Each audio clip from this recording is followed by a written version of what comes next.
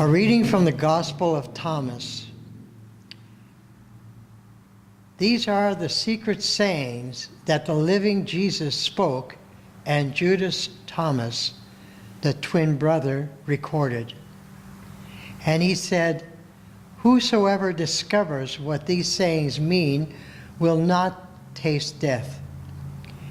Seek and do not stop seeking until you find. When you find, you will be troubled. When you are troubled, you will marvel and rule over all. And having ruled, you will rest. The kingdom is inside you, and it is outside you. When you know yourself, then you will be known, and you will understand that you are the children of the living Father. But if you do not know yourselves, then you dwell in poverty, and you are poverty. A person old in days will not hesitate to ask a little child 7 days old about the place of life, and the person will live. For many of the first will be last and become a single one. Know what is in front of your face, and what is hidden from you will be disclosed. There is nothing hidden that will not be revealed. Do not lie. Do not what you hate. Again, all things are disclosed before heaven.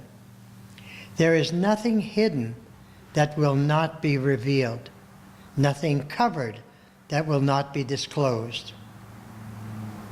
I have thrown fire upon the world, and look, I am watching until it blazes. This heaven will pass away, and one above will pass away. The dead are not alive, and the living will not die. When you are in the light, what will you do? The day you are one, you became two. And when you became two, what will you do? I shall give you what no eye has seen, what no ear has heard, what no hand has touched, what has not even arisen in the human heart.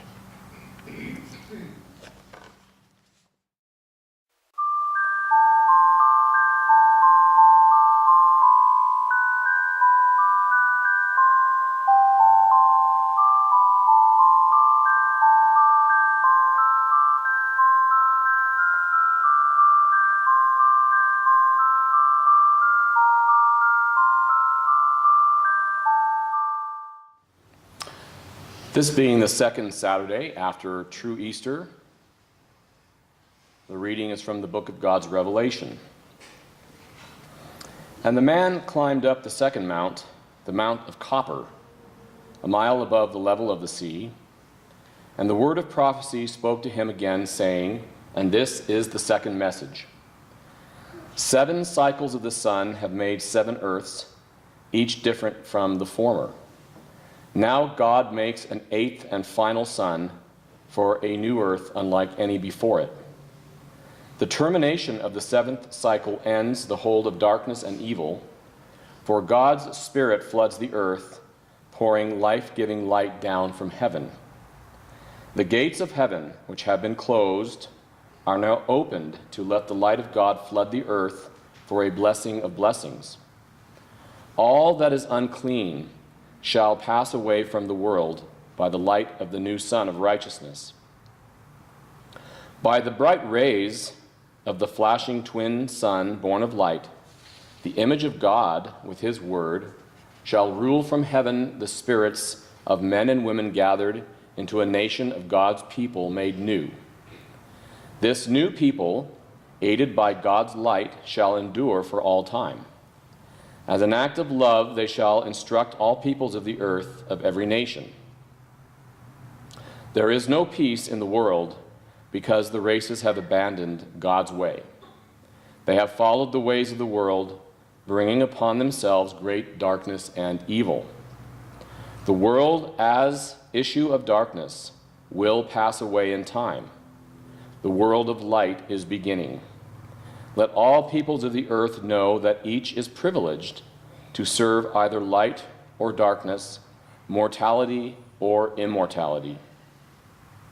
And hearing these words, the man gave thanks to God, and then went to the great table of the church of New Smyrna on the Mount of Copper and looked at the sun. And again the voice of prophecy spoke, saying, "That which was written of the spirit of the angel of Smyrna, these things saith the first and the last, which was dead and is alive, is fulfilled. As the child born at New Smyrna appeared among those who dwell on the earth, to declare those things ordained of God, so has the light come again to the new church of Christians. The light that was cast over the old church of Jews, it has come anew to instruct those who say they are Christians, but are not.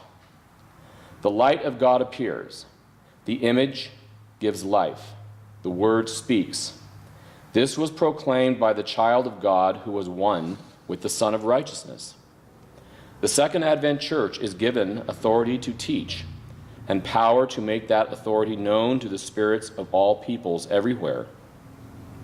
The righteous will acknowledge the revelations, knowing in spirit the truth which is manifest in light. The revelations of the child speak not of himself, but of God. Let Christians not judge the child who was herald of God. Let them look to the Son of Righteousness and to the light thereof, and make judgment, if they will. But let them take heed, for God who sent him has appeared as the only judge.